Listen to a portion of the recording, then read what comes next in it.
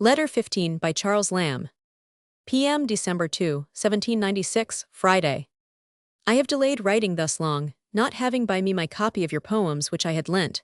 I am not satisfied with all your intended omissions.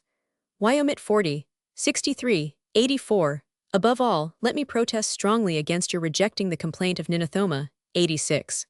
The words, I acknowledge, are Ossian's, but you have added to them the music of carol. If a vicarious substitute be wanting, sacrifice, and 'twill be a piece of self-denial too, the epitaph on an infant, of which its author seems so proud, so tenacious. Or, if your heart be set on perpetuating the four-line wonder, I'll tell you what to do.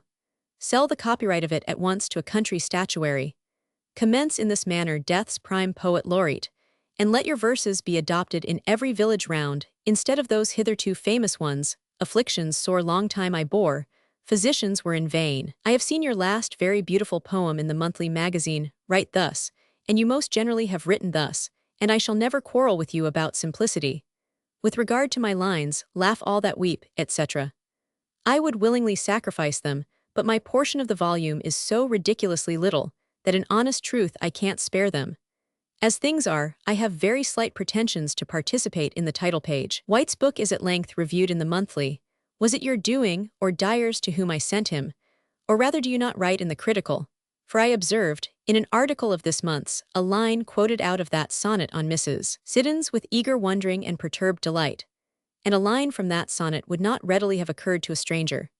That sonnet, Coleridge, brings afresh to my mind the time when you wrote those on Bowles, Priestley, Burke, 'twas 2 Christmases ago, and in that nice little smoky room at the Salutation, which is even now continually presenting itself to my recollection, with all its associated train of pipes, tobacco, egg-hot, Welch rabbits, metaphysics and poetry. Are we never to meet again? How differently I am circumstanced now. I have never met with anyone, never shall meet with anyone, who could or can compensate me for the loss of your society. I have no one to talk all these matters about to, I lack friends, I lack books to supply their absence. But these complaints ill become me. Let me compare my present situation, prospects, and state of mind, with what they were but 2 months back but 2 months. Oh my friend, I am in danger of forgetting the awful lessons then presented to me. Remind me of them, remind me of my duty. Talk seriously with me when you do write. I thank you, from my heart I thank you, for your solicitude about my sister. She is quite well, but must not, I fear, come to live with us yet a good while. In the first place, because at present it would hurt her, and hurt my father, for them to be together. Secondly, from a regard to the world's good report, for I fear, tongues will be busy whenever that event takes place. Some have hinted, one man has pressed it on me, that she should be in perpetual confinement. What she hath done to deserve, or the necessity of such an hardship, I see not, do you? I am starving at the India House, near 7 o'clock without my dinner, and so it has been and will be almost all the week. I get home at night o'erwearied, quite faint, and then to cards with my father, who will not let me enjoy a meal in peace. But I must conform to my situation, and I hope I am, for the most part, not unthankful. I am got home at last, and after repeated games at cribbage have got my father's leave to write a while. With difficulty got it, for when I expostulated about playing any more, he very aptly replied, "If you won't play with me, you might as well not come home at all." The argument was unanswerable, and I set to afresh. I told you, I do not approve of your omissions. Neither do I quite coincide with you in your arrangements. I have not time to point out a better, and I suppose some self-associations of your own have determined their place as they now stand. Your beginning indeed with the Joan of Arc lines I coincide entirely with. I love a splendid outset, a magnificent portico, and the diapason is grand, the religious musings. When I read them, I think how poor, how unelevated, unoriginal my blank verse is. Laugh all that weep especially, where the subject demanded a grandeur of conception. And I ask what business they have among yours, but friendship covereth a multitude of defects. Why omit 73? At all events, let me plead for those former pages, 40, 63, 84, 86.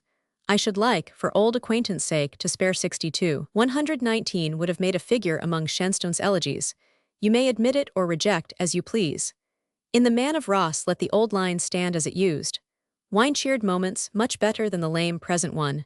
94, change the harsh word foodful into dulcet, or if not too harsh, nourishing. 91, moveless. Is that as good as moping? 8, would it not read better omitting those 2 lines last but 6 about inspiration?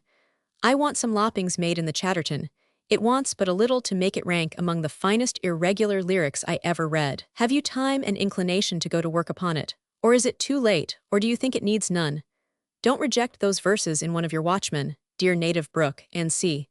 Nor, I think, those last lines you sent me, in which all effortless is without doubt to be preferred to inactive. If I am writing more than ordinarily dully, 'tis that I am stupefied with a toothache. 37 Would not the concluding lines of the first paragraph be well omitted, and it go on so to sad sympathies and see? In 40, if you retain it, woe of the learned toil is better than urge, which spoils the personification.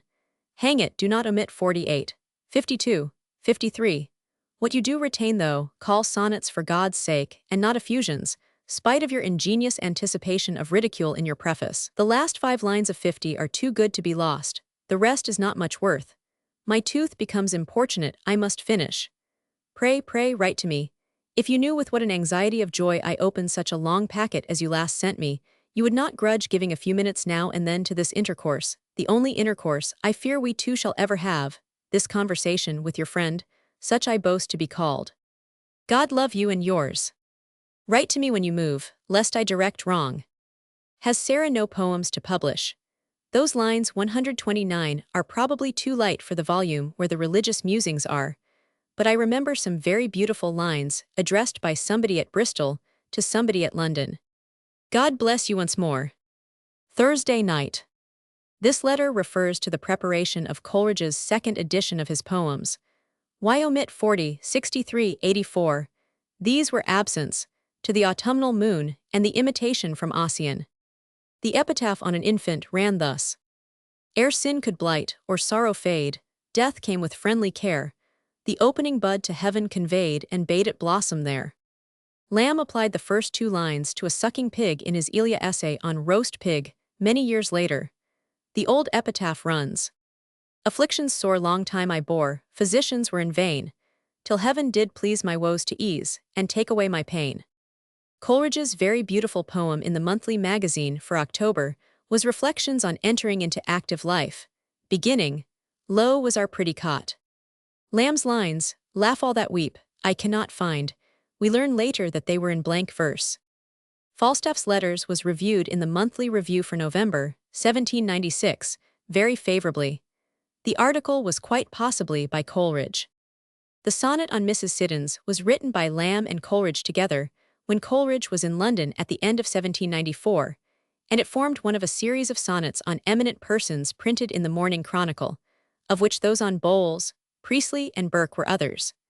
The quotation from it was in an article in the November Critical Review on the Musi Etonenses. One man has pressed it on me. There is reason to suppose that this was John Lamb, the brother. As it happened, Coleridge did not begin his second edition with the Joan of Arc lines, but with the Ode to the New Year. The Religious Musings brought Coleridge's part of the volume to a close. The poem on page 73 was in the manner of Spenser. The poems on pages 40, 63, 84, we know that on page 86 was the Complaint of Ninothoma. To Genevieve was on page 62, that on page 119 was to a friend in answer to a melancholy letter. Coleridge never restored the phrase wine-cheered moments to the man of Ross. He did not change foodful to dulcet in to an infant. He did not alter moveless to moping. In The Young Ass, he left the inspiration passage as it was in the Monody on Chatterton. Not that he disregarded all Lamb's advice, as a comparison of the 1796 and 1797 editions of the poems will show. The poem Dear Native Brook was the sonnet to the River Otter. Coleridge took Lamb's counsel. The poem containing the phrase all effortless was that addressed to a young man of fortune, Charles Lloyd. Coleridge did not include it. The poem on page 37 was to a young lady with a poem on the French Revolution. Nos 48, 52 and 53 were the sonnets to Priestley, Kosciuszko, and Fayette. The last 5 lines of 50 were in the sonnet to Sheridan. The lines on page 129 were Sarah's verses, The Silver Thimble. None of these were reprinted in 1797. The beautiful lines addressed from somebody at Bristol to somebody at London were those from Sarah Coleridge to Lamb, referred to on page 33. Coleridge persisted in the use of the word effusion.